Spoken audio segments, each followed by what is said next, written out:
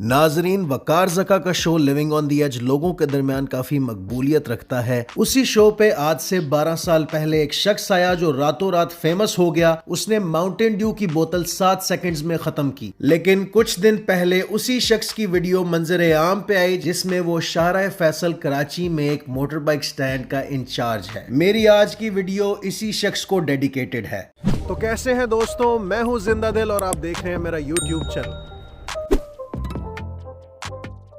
दोस्तों, एक दफ़ा का जिक्र है कि एक मुसाफिर एक घने जंगल में से गुजर रहा था कि अचानक उसको किसी के रोने की आवाज़ आई। वो उस आवाज़ की तरफ बढ़ा तो उसने देखा कि एक बूढ़ा बुजुर्ग एक कुएं में फंसा हुआ था। उस मुसाफिर ने कुएं में रस्सी फेंकी और उस बूढ़े बुजुर्ग को बड़ी मुश्किल से बाहर निकाला और उसको पानी दिया और खाना खिलाया। अब जो ही उस बूढ़े आदमी ने खाना खाया तो देखते ही देखते वो 20 फुट लंबा हो गया और वो बोला कि डरने की ज़रूरत नहीं है, मैं एक जिन हूँ, मैं इस कुएं में कैद था और मैं तुम्हारा बहुत एहसानमंद हूँ कि तुमने मुझे यहाँ से आज़ाद किया है। तो जाओ, बोलो क्या मांगते हो, मैं तुम्हारी कोई भी 2 ख्वाहिशात पूरी करूँगा, लेकिन याद रखना कि मैं वही ख्वाहिशात पूरी करूँगा जो तुम्हारे हक में बेहतर होंगी। आगे से वो मुसाफिर बोला कि मुझे दुनिया का अमीर तरीन आदमी बना दो। तो जिन ने कहा, याद रखना, जो पैसा तुम्हें आसानी से मिलेगा वो तुम्हारे पास से आसानी से चला भी जाएगा। तुम्हें ऐसे पैसे की कभी भी कदर नहीं होगी जो तुमने अपनी मेहनत से नहीं कमाया होगा। कोई और ख्वाहिश करो।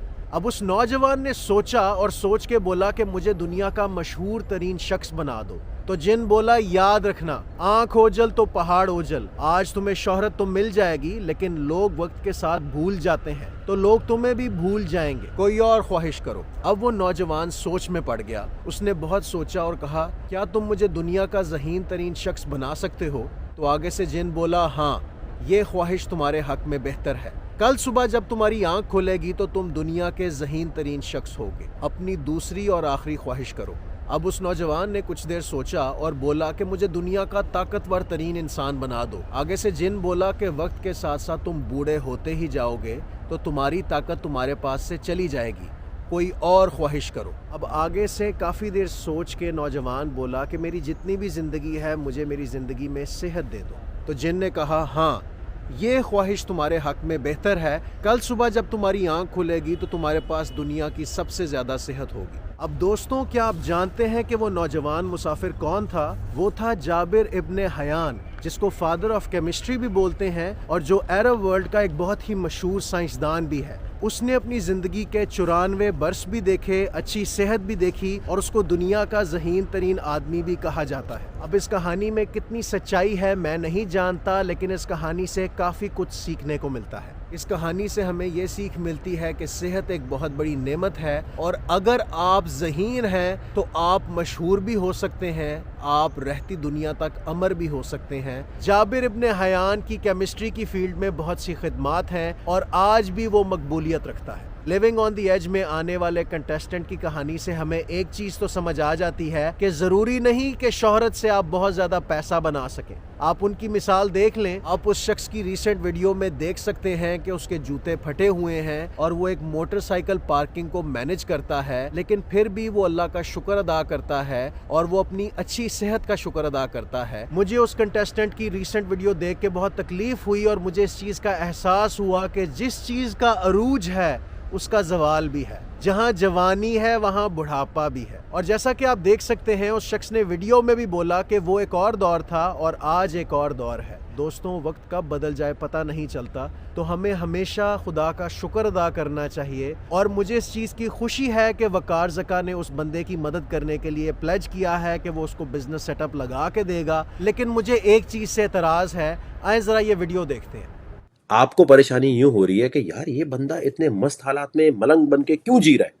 वो उस रेस में नहीं आना चाहता जिसमें आप लोग हैं।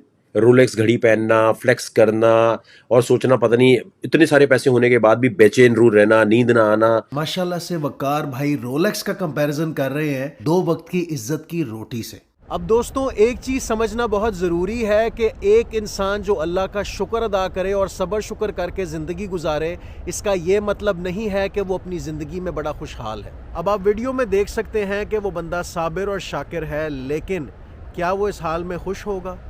ना उसकी कोई फैमिली है, उसके जूते फटे हुए हैं, उसके कपड़े देखें आप, उसका हुलिया देखें, उसकी दाढ़ी देखें। اس کے نہ بال کٹے ہوئے ہیں نہ داڑھی بنی ہوئی ہے.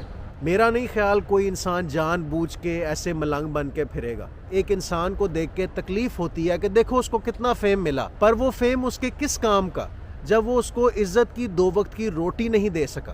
اب ایک بندے کی اتنی سیلف رسپیکٹ ہے کہ وہ آپ کے سامنے اپنا پیٹ ننگا نہیں کر رہا, اس کا یہ مطلب نہیں ہے کہ وہ حقدار نہیں ہے. آپ جانتے ہیں کہ زیادہ تر لوگ جو حقدار ہوتے ہیں ان میں انا ہوتی ہے, ان میں سیلف رسپیکٹ ہوتی ہے, وہ کسی کے آگے ہاتھ نہیں پھیلاتے. میں امید کرتا ہوں وقار زکا اپنا وعدہ پورا کرے گا اور اس شخص کی مدد کرے گا. اگر آپ میں سے کسی کو ان کا رابطہ نمبر معلوم ہے تو کائنڈلی کامنٹ سیکشن میں مینشن کریں. شکریہ. دوستوں, اس ویڈیو کی ریکارڈنگ کے وقت آج دسمبر کی 25 تاریخ ہے اور آج قائد اعظم ڈے ہے, اور اس موقع پہ میں آپ لوگوں سے ایک بڑی خوبصورت کہانی شیئر کرنا چاہوں گا. دوستوں, یہ کہانی ہے جب میں 7ویں جماعت میں پڑھتا تھا اور تقریری مقابلے منعقد کیے گئے تھے میرے اسکول میں, اور تقریر کا ٹاپک تھا قائد اعظم, اور مجھے بہت زیادہ ایکسائٹمنٹ تھی. میں نے بڑی تیاری کی, بہت زیادہ ریہرسل کی, اونچی شیشے کے سامنے تقریر کی, جارحانہ انداز میں بڑی پریکٹس کی. جب تقریر کا وقت آیا تو میں اسٹیج پہ گیا تو میرے ہاتھ پاؤں پھول گئے, میں ایک دم سے کنفیوز ہو گیا. پہلی بات تو یہ کہ سلام 2 دفعہ کیا, میں نے کہا السلام علیکم, پھر میں خاموش ہو گیا, پھر میں نے دوبارہ بولا السلام علیکم. اب دوستوں, تقریر کی شروعات میں ہی میں نے بہت بڑا بلنڈر مارا اور میں نے قائد اعظم کی تاریخ ولادت ہی بدل دی. میں بولا قائد اعظم 25 دسمبر 1976 میں پیدا ہوئے, یعنی 100 سال آگے کر دی ان کی تاریخ ولادت. تو سارا مجمع, سارا کراؤڈ میرے پہ ہنسنا شروع ہو گیا اور میں اور زیادہ کنفیوز ہو گیا, اور بڑی مشکل سے آئیں بائیں شائیں کر کے میں نے تقریر ختم کی, اور میری تقریر بہت ہی بیکار گئی. میں واپس جا کے اپنی نشست پہ بیٹھ گیا اور میری آنکھوں میں آنسو آ گئے. یہ سب چیزیں ہمارے پرنسپل صاحب بھی دیکھ رہے تھے. خیر, مقابلہ ختم ہوا, پرائز ڈسٹریبیوشن ہوئی اور پرنسپل صاحب سٹیج پہ آئے اور انہوں نے آ کے تقریر کی, اور انہوں نے ایک بہت ہی خوبصورت بات بولی. انہوں نے کہا, کیا آپ جانتے ہیں کہ قائد اعظم محمد علی جناح کی پہلی تقریر میں کیا ہوا تھا؟ آج ہم قائد اعظم کے بارے میں تقریر کر رہے ہیں, پر کیا آپ سب جانتے ہیں کہ قائد اعظم اپنی پہلی تقریر میں کتنی بری طرح فیل ہوئے تھے؟ تو سب لوگ حیران ہو گئے.